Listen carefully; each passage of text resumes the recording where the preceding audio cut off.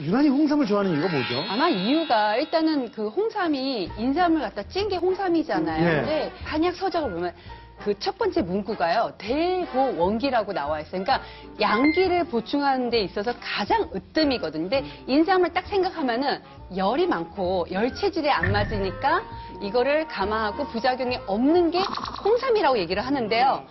이걸 쪄도요. 사실 삼은 삼이고요.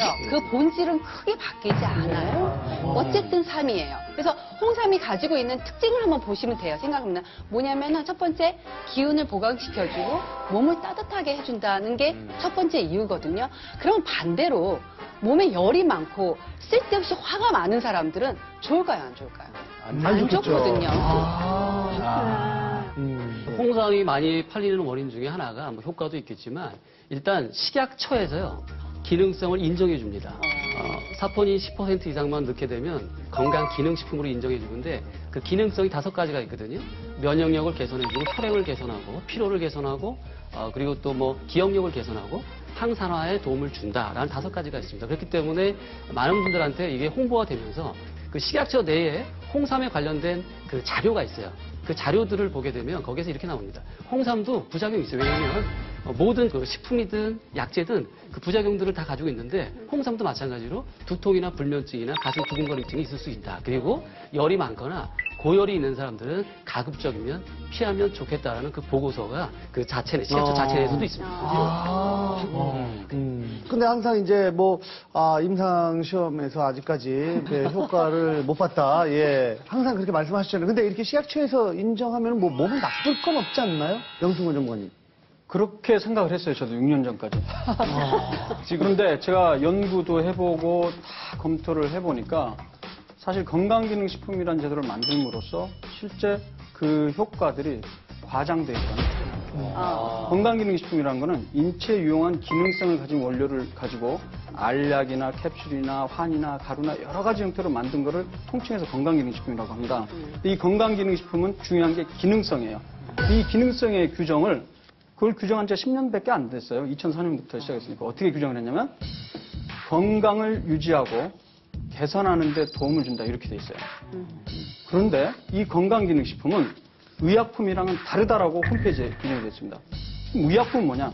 질병의 예방과 치료에 도움이 되는 약품을 의약품이라고 그래요. 그러면 저는 거기서 의문이 생긴 거죠. 아니 건강을 유지하고 개선, 임프루브먼트. 개선이란 말은 뭔가 질병을 예방해서 좋게 하는 거 아닙니까? 근데 그걸 인위적으로 나누고 있다는 게 저는 제 문제라고 생각하고요.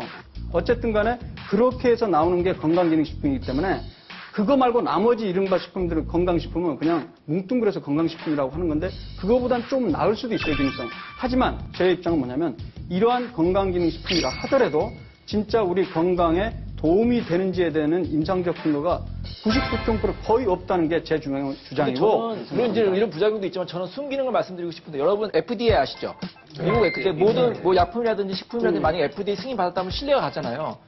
우리나라 식약처 영문 이름이 뭔지 아세요? KFDA예요. 그만큼 좀 까다롭게 심사를 하기 때문에 저는 뭐 건강기능식품 먹었다고 바로 건강이 막 좋아진다 그게 아니고 피해를 최소화할 수 있다는 거예요. 우리가 그냥 일반 건강식품 같은 경우에는 사실 사기치는 경우도 많고 믿을 수가 없는 경우가 많은데 건강기능식품이라는 건 식약처에서 한 번 심사를 했기 때문에 최소한 피해를 보지 않는다는 거니까. 사실은 우리가 기능성 식품이냐 아니면 일반 식품이냐 따질 때에도 기능식품이 꼭 홍삼 같은 경우에 사포닌이 들어가야지 좋다. 이건 사실은 그걸 기준을 정했으니까 그런 거지. 사실은 홍삼은 홍삼 자체로서 좋을 수도 있어요. 홍삼은요, 지금 현재 건강기능식품으로 분류되어 있고 전체 종류 중에 53% 매출로 1위를 차지하고 있습니다. 우리나라에서. 2위가 비타민이거든요. 그런데 홍삼도 제가 6년 전부터 종합해보려고 열심히 노력을 했습니다. 동물 실험이나 실험실 연구에서 일부 결과는 있어요. 뭐 면역력 증강이라든가 항암 효과 이런 것들은 보고된 거 인정을 합니다. 제가 있고요. 그러나 사람을 대상으로 홍삼을 먹고 안 먹고 차이에 따라서 정말 건강에 도움이 되는지는 임상적 근거가 아직까지 없습니다. 네. 아니, 저 명 박사님, 나 하나만 물어봅시다. 그런데 명 박사님은 부인이랑 결혼할 때 임상실험으로 하고 결혼했습니다. 그러니까 그때까지는 제가 임상시험이 그렇게 중요한지 몰랐었거든요.